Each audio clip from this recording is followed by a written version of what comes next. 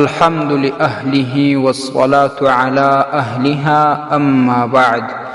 معززو یورور پختنه کړې ده چې که څوک په ګوتمۍ کې تصویر جوړ کړي، مثلا یا د انسان تصویر یا د یو مرغه تصویر یا د یو حیوان تصویر، د دې حکم څه دی؟ معززو په ګوتمۍ کې تصویر جوړول، هغه که د انسان وي که د مرغه وي که د بل حیوان وي، جواز نه لري، دا ناجایز عمل دی.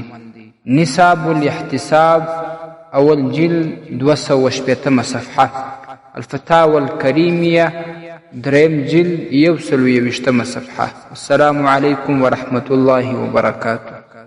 ستاسې د اسلامي پوښتنو جوابونکی مفتي حکیم الله صابر الحنفي صاحب.